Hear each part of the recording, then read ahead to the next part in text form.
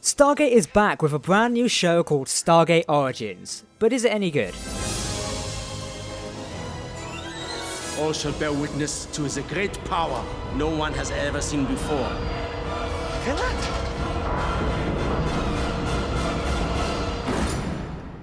What is going on?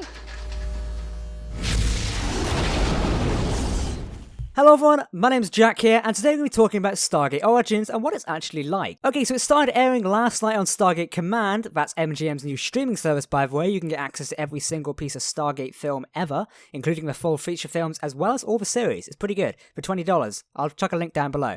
So, Stargate Origins aired last night with the first 3 episodes available to all access viewers. Now, it started off rather well. We're going right back to the start of when the Stargate's just discovered, to just before it's fully activated with Ernest Littlefield, where we see in SG-1.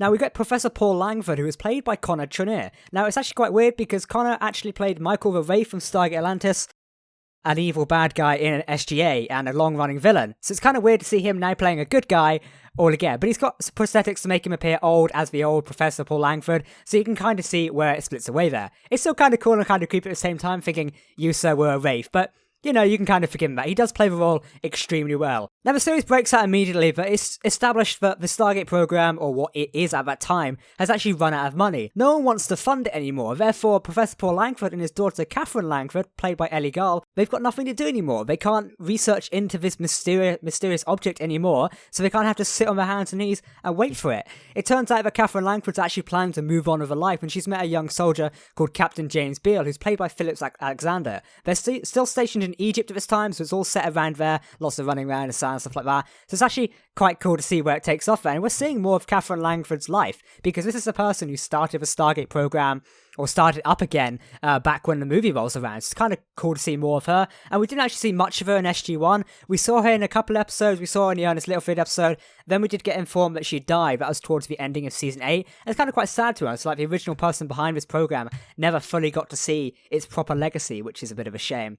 But the series starts off there, and it's actually quite a good little start. It gets to sort of going, like, okay, so how do we now make it to where it activates Ernest Littlefield? Are we going to see him, maybe? Turns out these Nazi blokes turn up, and yeah, they're not very happy about the Stargate. They've actually done a lot of research into it, and they activate the Stargate. Now, this is where some law, errors come in, and a lot of people are complaining about this, given the fact the German soldiers managed to turn on the Stargate, or power it, using a car battery from a Jeep. And it's kind of like, well, this doesn't entirely make sense. Now, I'm not an expert on Stargate. I've only watched a load of series, but I don't really get much lore behind it. Personally, from what I've watched, I didn't think you could activate a Stargate from a car battery. Yeah, someone in the comments, do you think that's accurate or not? Because I thought you had to power it through other sources. I mean, in SGC, they said it takes a hell of a lot of power to actually power the Stargate and turn it on and make it dial, basically.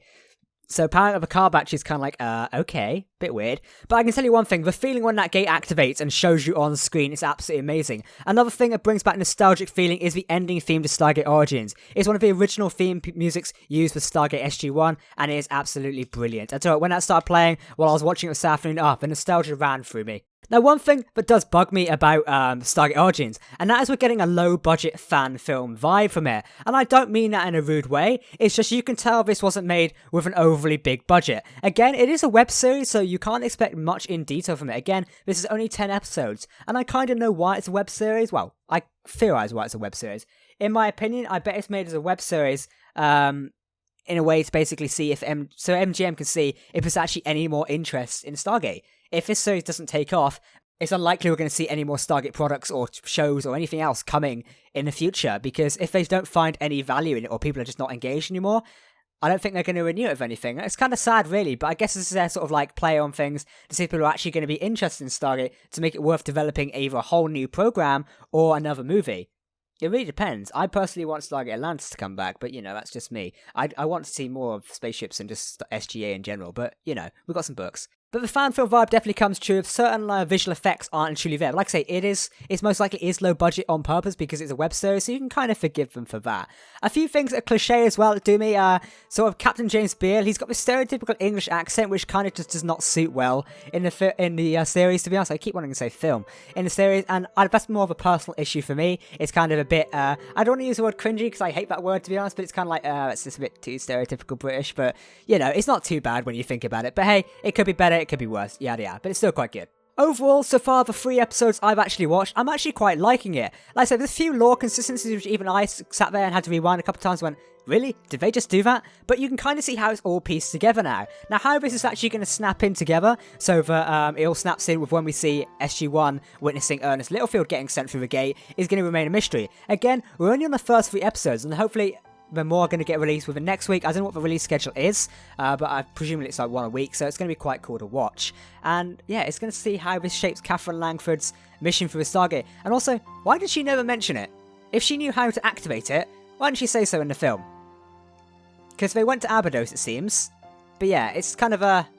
I don't know, they're going to have to explain this somehow, but I'm not truly sure. I don't know, it's going to be a question of my mind on how she's going to explain this, or she does know and she's just waiting for someone else to figure it out. I don't know. I think I need to brush up on the original film and the earlier episodes of SG-1 to actually discover this, or watch the episodes of Catherine Langford directly in it.